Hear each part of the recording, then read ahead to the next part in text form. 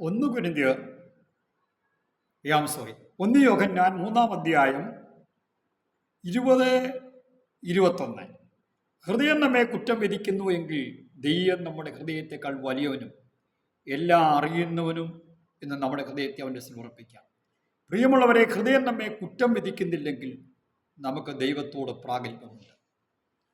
നമ്മുടെ ജീവിതത്തിൻ്റെ പ്രാഗൽഭ്യം 1 ദൈവത്തോടായിരിക്കണം, 2 മനുഷ്യനോടുണ്ടായിരിക്കണം. നമ്മൾ ദൈവമുമ്പാകെ നമ്മുടെ പ്രാഗൽഭ്യം തെളിയിക്കുവാൻ തക്കവണ്ണം നാം ശ്രമിക്കുമ്പോൾ നമുക്ക് മനുഷ്യരോടും പ്രാഗൽഭ്യമുള്ളവരായി നമ്മുടെ പ്രാഗൽഭ്യം തെളിയിക്കുവാനായിട്ട് കഴിയും. സ്തോത്രം.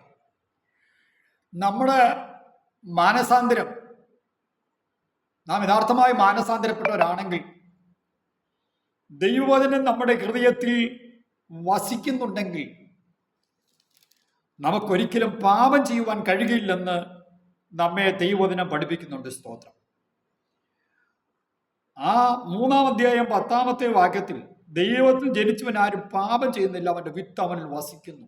ദൈവത്തിൽ ജനിച്ചതിനാൽ അവന് പാപം ചെയ്യുവാൻ കഴിയുകയില്ല. ദൈവത്തിൻ്റെ വചനം ഹൃദയത്തിൽ വസിച്ച് അതിന് പ്രകാരം ജീവിതത്തെ സൂക്ഷിച്ച് നാം യഥാർത്ഥമായി ദൈവഭയത്തോടെ ജീവിക്കുമെങ്കിൽ, നമ്മുടെ പ്രത്യാശയ്ക്ക് വേണ്ടി പോരാടി നിൽക്കുമെങ്കിൽ നമുക്കൊരിക്കലും നമ്മുടെ പ്രാഗൽഭ്യം ദൈവത്തിൽ നഷ്ടപ്പെടുവാനായിട്ട് കഴിയുകയില്ല. സ്തോത്രം. ഈ ലോകത്തിനോട് അനുരൂപപ്പെടുവാൻ ആഗ്രഹിക്കുന്നവർക്ക്, നാം ജഡത്തിൻ്റെ ഇച്ഛകൾക്ക് വശംവദമാകുന്നവർക്ക്, ലോകമോഹങ്ങളുടെ ആകൃഷ്ടരാകുന്നവർക്ക്, ജീവനത്തിൻ്റെ പ്രതാപങ്ങളിൽ കുടുങ്ങി അതിൽ മുൻപോട്ട് പോകാൻ വ്യഗ്രത പുലർത്തുന്നവർക്ക് നഷ്ടപ്പെടുന്നത് ദൈവമുമ്പാകുള്ള പ്രാഗൽഭ്യമാണ്. അതെ, ദൈവത്തിൻ്റെ വചനത്തോടുള്ള പ്രാഗൽഭ്യം നഷ്ടപ്പെടുന്ന അവസ്ഥയാണ്. അതെ, ഞാൻ നിന്നോട് പാപം ചെയ്യാതിരിപ്പാൻ നിന്റെ വചനത്തെ എൻ്റെ ഹൃദയത്തിൽ സംഗ്രഹിക്കുന്നു.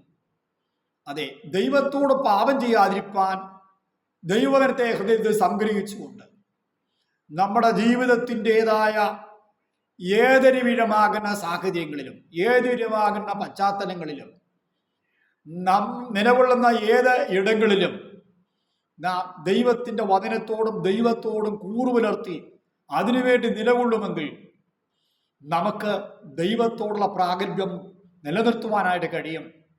മനുഷ്യരോടുള്ള പ്രാഗൽഭ്യം നിലനിർത്തുവാൻ കഴിയും. നമുക്ക് കടപ്പാട് ഉത്തരവാദിത്വമുള്ളത് ദൈവത്തോടും ദൈവവചനത്തോടുമാണ്.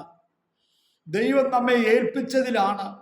ദൈവം നമ്മെ അയക്കുന്ന സ്ഥാനത്ത് എന്തിനുവേണ്ടി അയച്ചു അവിടെയാണ് നാം കാണിക്കുന്ന വിശ്വസ്തതയാണ് നാം ദൈവത്തോട് കാണിക്കുന്ന പ്രാഗൽഭ്യം. Praise the Lord.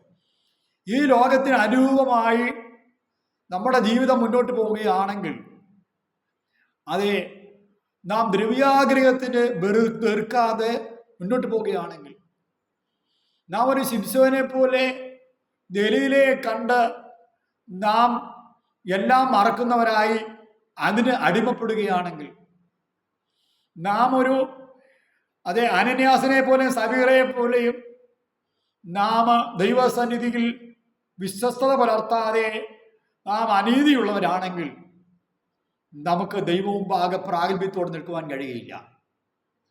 നമ്മെ ഏൽപ്പിക്കപ്പെട്ട സ്ഥാനത്ത് പ്രാഗൽഭ്യത്തോടെ നിൽക്കുവാൻ കഴിയുകയില്ല. നമ്മെ ഏൽപ്പിക്കപ്പെട്ട സ്ഥാനത്ത് ദൈവത്താൽ ഉപയോഗിക്കപ്പെടുവാൻ കഴിയുകയില്ല. ഒരു ജയകരമായ ജീവിതം ചെയ്തു കൊടുക്കാൻ കഴിയുകയില്ല. നാം ആഗ്രഹിക്കുന്ന അക്കരെ നാട്ടിൽ ചെല്ലുവാൻ കഴിയുകയില്ല. ഈ നാൾ ദൈവത്തോടും മനുഷ്യരോടും ദൈവവചനത്തോടും വിശ്വസത പുലർത്താം. പരിശുദ്ധാത്മാവിൻ്റെ ആലോചനയെ ശിരസ വഹിക്കാം. ഈ വചനങ്ങളാൽ കർത്താവ് നമ്മെ അനുഗ്രഹിക്കട്ടെ.